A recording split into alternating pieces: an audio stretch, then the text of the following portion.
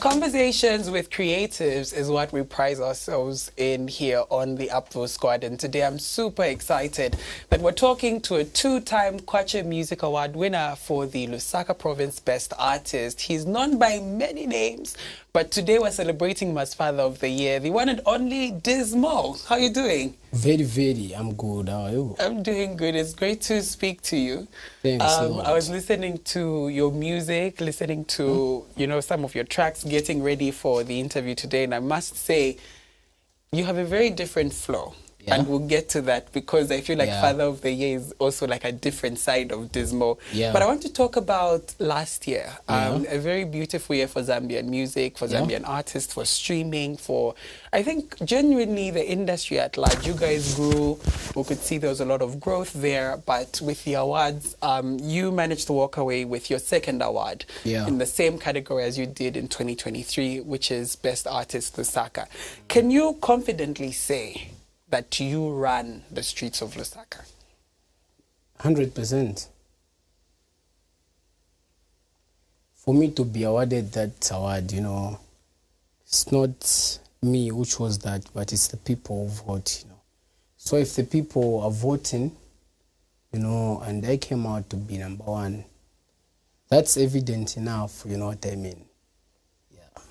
That's nice. You came onto the scene, your story, some people would call it was a coincidence. Some would call it was finally your time. But there was a conspiracy theories that say, no, it wasn't him. It should have been. But you came onto the scene regardless. Yeah. And there's one thing that I've noticed going through your profile is that you don't feel shy or any way when it comes to sharing music by other artists, especially upcoming artists. Yeah. Why is it so important for you that your platform and your music and even your album, your last album, had a lot of features from names that we did not know in the mainstream music, but you said, I will still put on a lot of people, the likes of Cooper Contra and the others that you've signed with Apaidi. So why is it so important for you to always bring the upcoming with you?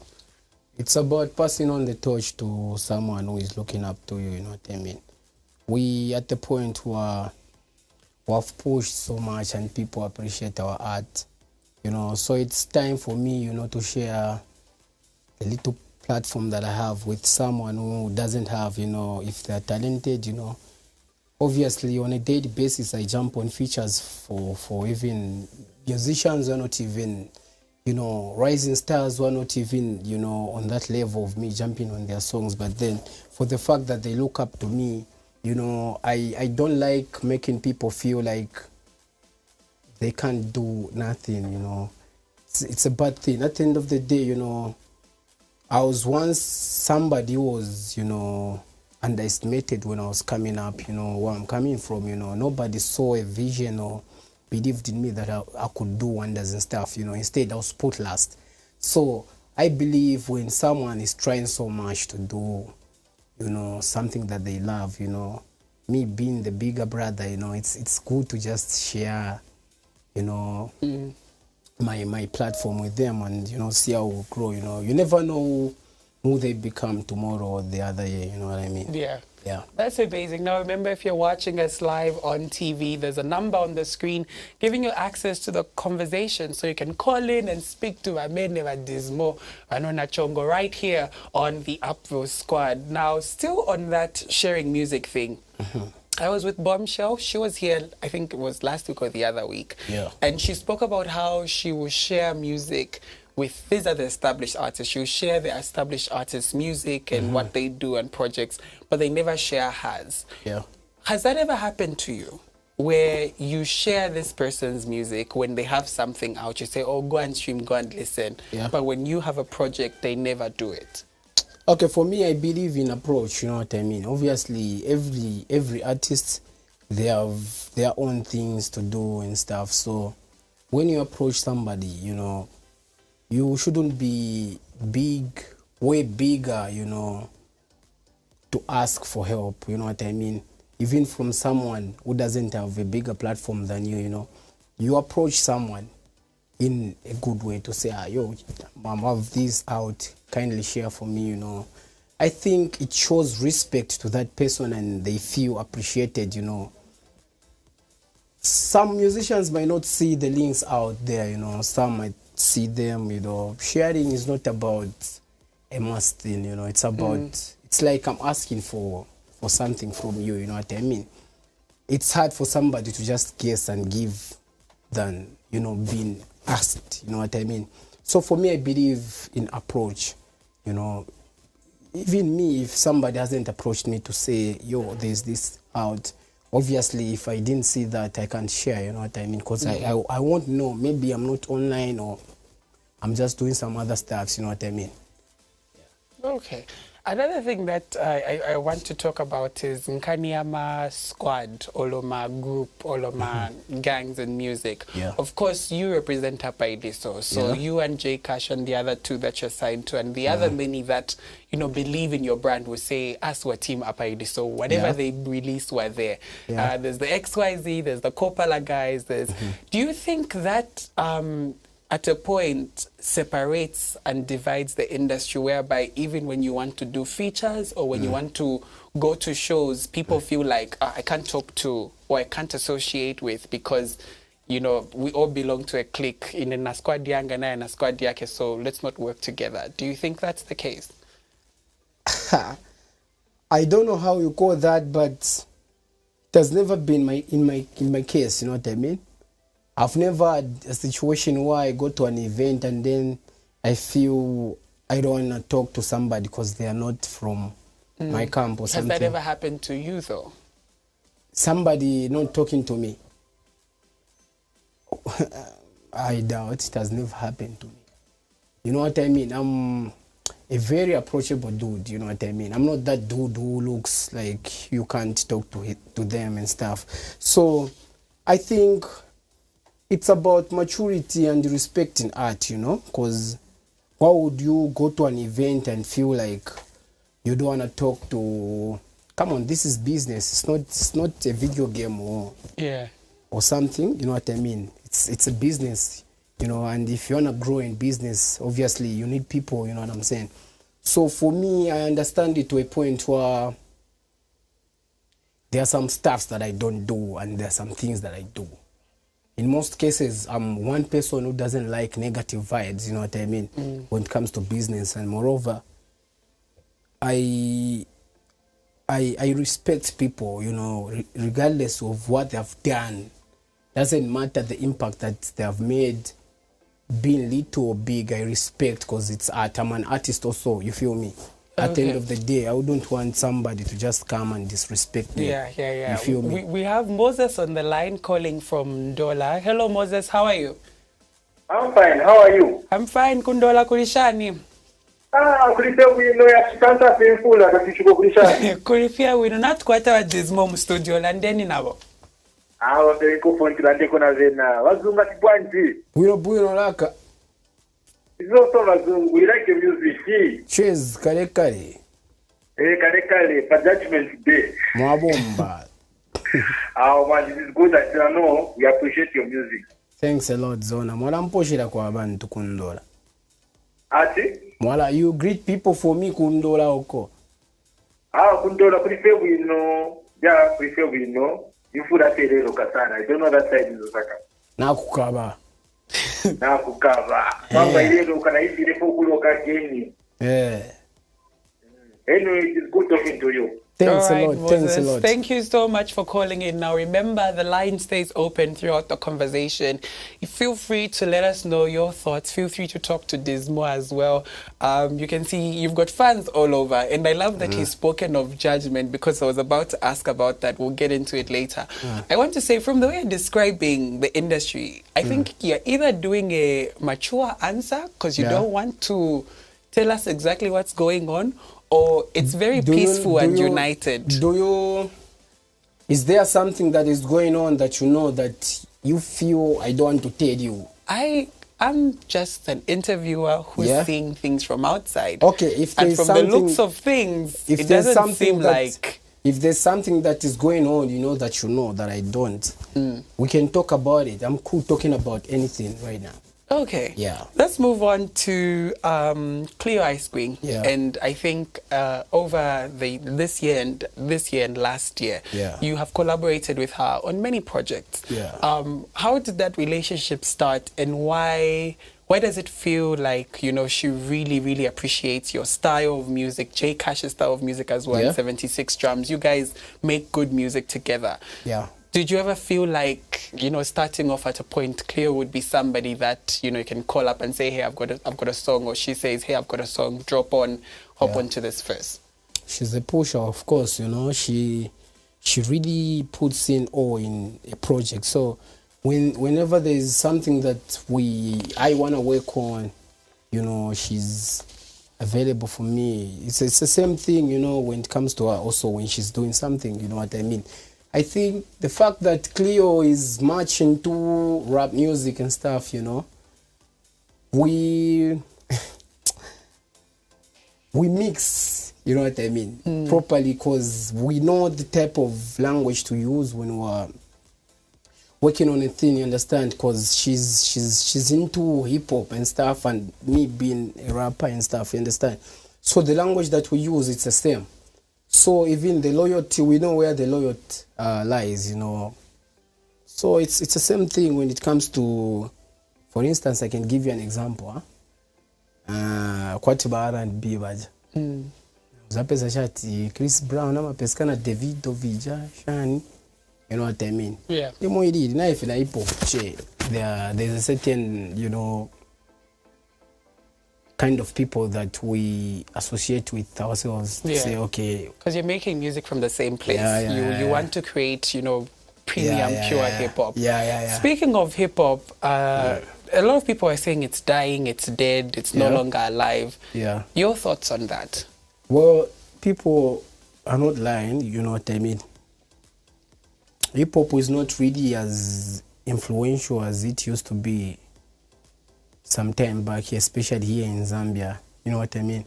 Because there's just this dominance of commercial music, you know, and all of a sudden, you know, hip hop lovers switched from listening to rap music to, it's hard to do numbers when you are, you know, releasing rap music, because it takes an intelligent person to understand what you're talking about, you know, and we're living in days where people just want simplicity, you know, an element in a song which they understand to say, okay, this, you understand? So they want a catchy hook, they want a nice chorus. Yeah, so when your rap music, you know, is not really as influential as it was, but I'm sure, you know, with time, if there is this continuation of dropping rap music, you know, rap albums, you know, people still go back and, you know, appreciate it and stuff. But yeah, when other rappers are trying to mix the genre with other things, you're still focused on creating pure rap. You still focus on collaborating with people like 76 Drums, like Cleo Ice Queen, to make music that's fully rap. Why do you think your rap resonates so well with us, the listeners? Because Dizmo is a big name. Your music is big music. You know, you can't just go out there anymore without somebody screaming or saying, you know, I love your music. So what do you think it is about your delivery of hip-hop and your expression of it that if you release a song today, people are going to listen regardless? That's how people know me for, you know what I mean? Even before selling out, you know, commercial songs and stuff, hip-hop has been my thing, you know, because it's the one that brought me on the scene, you understand? So I know for sure that anytime I drop a rap song, you know, people will listen to it and it will be a big song, you know. I think that's where my strength lies, you know, in rap music, because, you know, my audience, you know, is for people who want to listen to a voice that speaks to them, not really people who want to dance or vibe, you know. I preach to the youth. I'm a preacher, you know what I mean? So, rap music, when I think of making a rap song and I create it and stuff, then I feel like this song needs this guy for it to be complete. I reach out to them and, we rap. You make it. Yeah. We have Matthew from Curfew on the line. Hello, Matthew. How are you doing? Fine, and how are you? I'm doing good, Matthew. Dizmo is in studio. I Talk see to him. Vanona Chongo in the studio. Achana po. Vanona Chongo, number one funny, Nevo. Nakumona. Vanona Chongo, I love music. Thanks, Zone, my number. Drums, it's a hit. Cheers. Vanona Chongo, more power. Yes, sir. All right, Matthew, thank you so much for calling into the Upville. Remember, the phone line stays open as we head into the wrap of our conversation with Dizmo. You're still free to call in and let us know your thoughts on this. Now, those were posts by Drifter Trek not so long ago, and he came for people that claim that they run the streets. And you clearly say that you own the streets of Lusaka. Are you ever afraid that one day someone would take your throne? Well, first and foremost, to begin with, I've never claimed to be anyone. People approved, and people are the ones that, put me on a position that I am at right now. I've never claimed or go on my social media platform to post anything about, claiming and stuff. Obviously, me winning all these awards for 2 years, it's more like you're in court, you need evidence. You can't just, put a case on something that you don't have evidence, So for me, it's not claiming on it or anything. It's the people and I respect people so much, because they have seen how much I've grown from this little boy who was selling clothes in the streets to becoming someone they look up to. And, believing that their dreams gonna reach one day because of my story, For me, it's not just about music. Obviously, I'm an example, you know what I mean? I'm an example to somebody out there who is trying so much to become someone in life. So, when people mention my name, it's not just about music, It's a story, it's a movie. You know what I mean? My music is a story. So you don't care when people come for you and they, speak ill about you on social media? That doesn't affect you?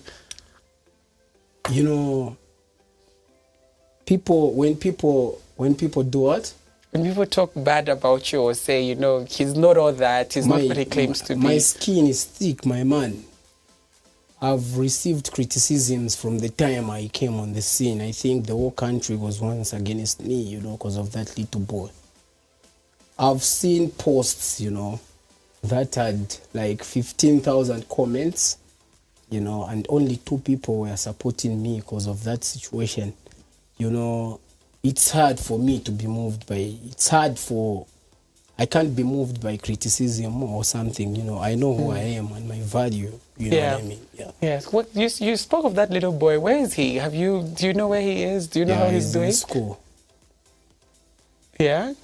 Is that all you're going to say? He's in school, yeah. Are you on the giving side of that school? Like you're helping him through school? Not really. There's people that, take care of him. The people that took him from the beginning and, he's becoming this boy that is knowing things and stuff. And for me, I believe in education first and, not rushing into this whole music thing. The time all that thing happened, he was young. So I pray to God that he finishes school first and, we roll, Okay. Let's speak about one thing that happened last year, probably one of the most significant things that happened last year. Yeah. You became a father. Yeah. Can I say the child's name? Yeah. Yes. You became a father to Paris. He is obviously a very precious boy to you. He holds a different space for you. Yeah. How has he changed your approach to music? Because this year you even said you want to win Father of the Year. Oh, you mean my approach to music? Yeah. Okay, my approach hasn't really changed because I've always been this responsible guy. Not just at my home or anything. you know, my mom is very old and we have like 15 plus kids that side, and I'm the only guy. The kids I'm talking about, some of them are orphans, you know what I mean? Most of them, you get, their parents maybe died, you know, one of the parents died and stuff. So I've been a parent to a lot of kids for a longest time, and you know, that's how God blesses me. I feel like it pushes me to do extraordinary things for the fact that I have millions looking up to me, you know what I mean?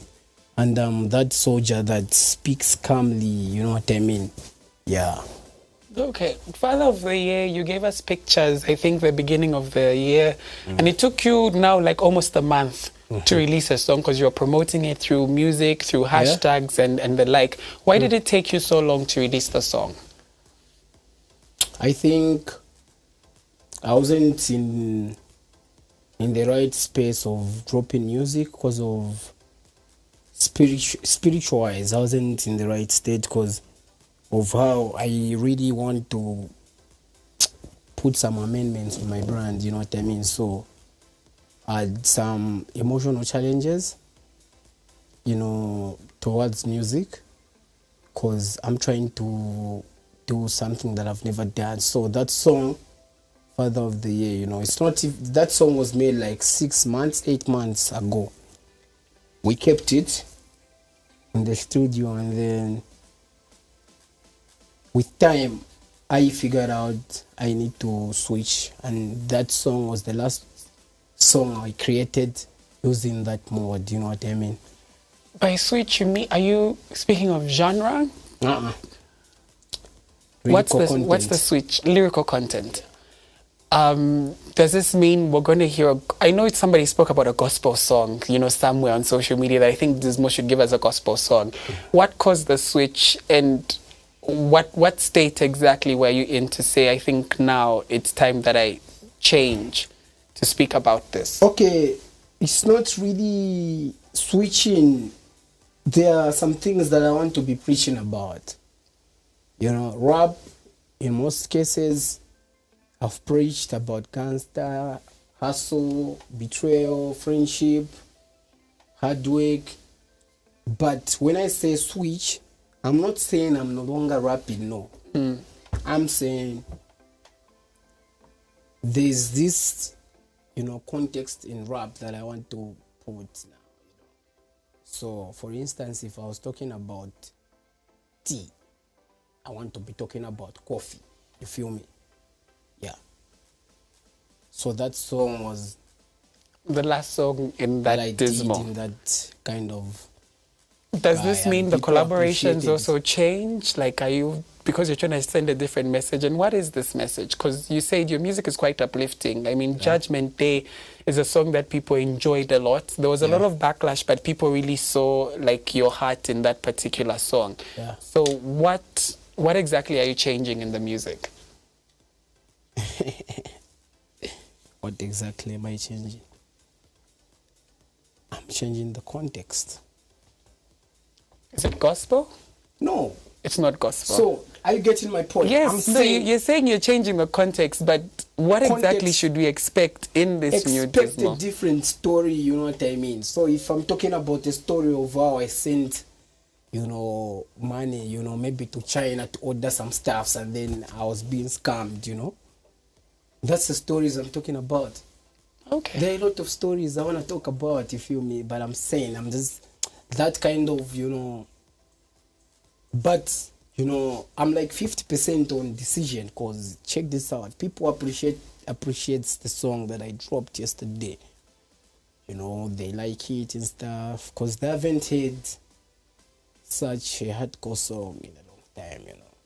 Where it's been, I don't know what's going on. Maybe, you know, there's this dominance of commercial music, but it's rare nowadays that you find two rappers, you know, heavyweight rappers, you know, jumping on a song together and just deciding to bar off and stuff and create something, you know, with a good message away from punchlines and buzz, but something that speak facts And you know, someone maybe who is in the 40s can listen to a song. You feel me? Yeah. Okay.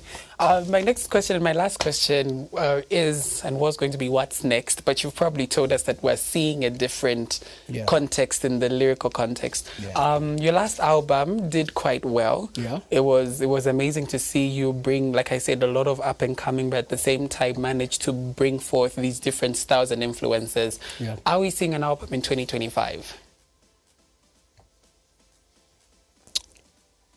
Yeah. It's a 50-50 thing. You know what I mean? Yeah. But I know J Cash has an album coming out. I have to pray to God, you know, and just ask for wisdom. And, you know, I don't make decisions on my own, you know. I might say I want to drop an album and then, you know, if I have to do so, God has to give me strength and wisdom, you know what I mean? And just, you know, and the courage, you know, it takes a lot creating an album. It's just an issue of resources, you know what I mean? You need to have a story and, you know, being passionate about what you're doing, you feel me? Yeah. So we'll see what will follow up after. Will come up. Thank you so much, Dizmo, for joining me on the show. Respect. Of course, you're a friend of the Upview. Anytime you've got something out, we're more than glad to host you on. Let's take a listen to Father of the Year featuring 76 Drums by Dizmo.